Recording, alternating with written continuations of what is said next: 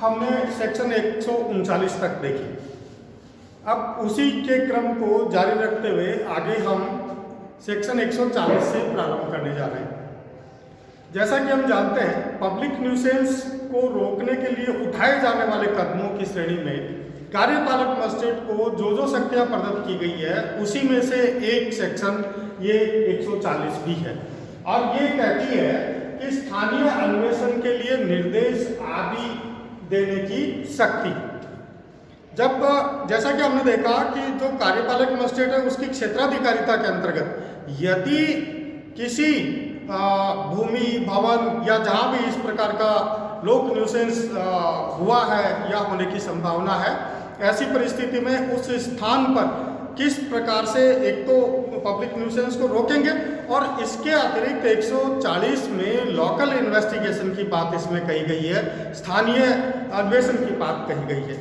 उन चीज़ों की जांच पड़ताल के लिए जिसकी वजह से लोक न्यूसेंस उत्पन्न हुआ है, उससे संबंधित स्थानीय लोगों से जानकारी इकट्ठी करना और साथ ही उसके बारे में विशिष्ट प्रकार के अन्वेषण करना। ऐसे अन्वेषण कार्यपालक मजिस्ट्रेट या तो स्थानीय लोगों की सहायता से करवा सकता है या आसपास जो लोग उस बात के जानकार हैं उनको निर्देश दे सकता है कि इस प्रकार के अन्वेषण में कार्यपालक मजिस्ट्रेट या स्थानीय अधिकारियों की सहायता करें, ताकि वास्तव में उसका जो कंक्लूजन है वो प्राप्त हो सके कि क्यों जो वो इस प्रकार का न्यूसेंस हुआ, ताकि आगे इस प्रकार के न्यूसेंस की पुनरावृत्ति ना हो। तो कुल मिलाकर के इस धारा के अंतर्गत कार्यपालक मजिस्ट्रेट को स्थानीय लोगों और अन्य लोगों को अन्वेषण में शामिल करने की शक्ति प्रदत्त की गई है। 141 हमें कहती है आदेश अंतिम कर दिए जाने पर प्रक्रिया और उसकी अवज्ञा के परिणाम। अब देखिए, जिस भी स्थान पर इस प्रकार का पब्लिक न्यूसेंस हुआ था, उस न्यूसेंस की रोकथाम के लिए कार्यपालक मजिस्ट्रेट के द्वारा प्रयास किए गए, उसको रोका भी गया।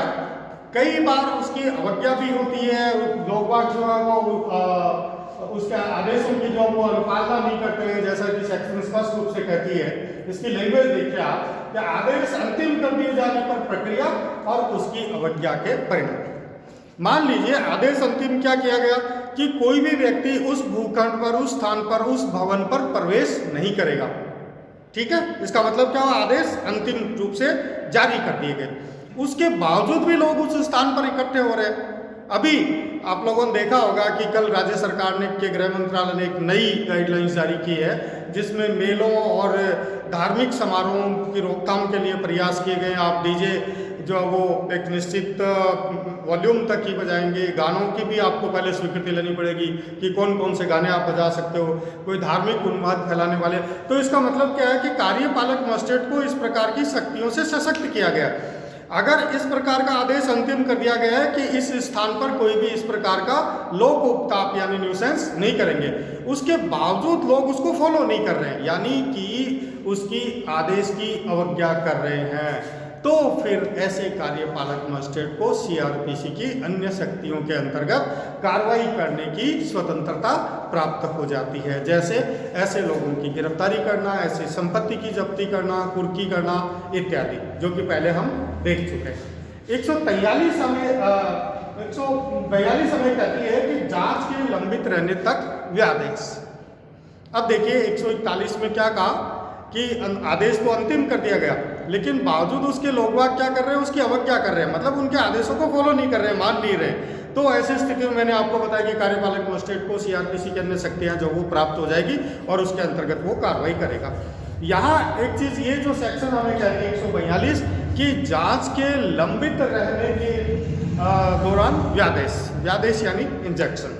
जैसे हमने पहले देखा कई प्रकार के इंजेक्शंस होते हैं, जिसमें से एक टेम्परेरी इंजेक्शन भी है, परमानेंट इंजेक्शन भी, यानी स्थायी व्यादेश और अस्थायी व्यादेश।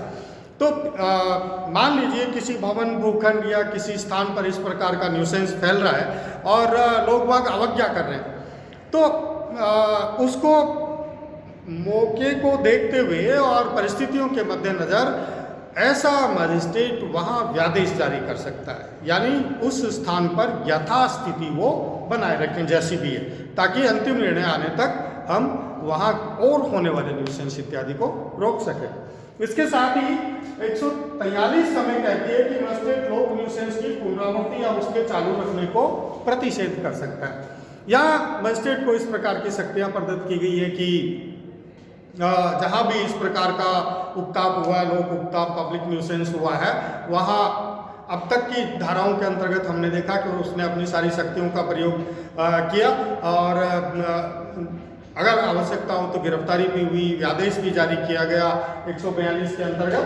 तो 143 के अंतर्गत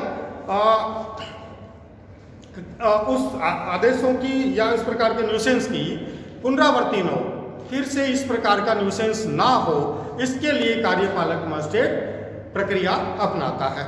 इसमें क्या करेगा, अब देखिए, मान लीजिए कि किसी भूखंड पे किसी समुदाय विशेष के लोगों ने कब्जा किया और कार्यपालक मजिस्ट्रेट के द्वारा उस कब्जे को वहां से हटा दिया गया, फिर से वहां इस प्रकार का पब्लिक न्यूसेंस ना हो, उसकी पुनरावृत्ति ना हो, इसके लिए भी प्रयास कर सकता है। जैसे अस्थायी चौकी की स्थापना कर दी, किसी पुलिस वालों की ड्यूटी लगा दी कि जब भी इस प्रकार की स्थिति हो तो मजिस्ट्रेट को वो सूचित करे ताकि समय रहते हुए उसको रोका जा सके।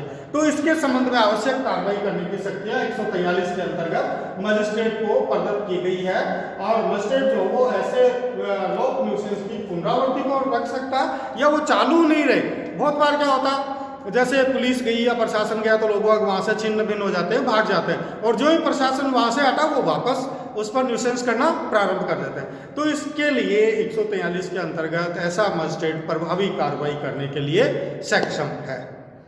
कल से हम 144, एक बहुत इंपॉर्टेंट धारा 144 है, उसको प्रारंभ करेंगे। Thank you.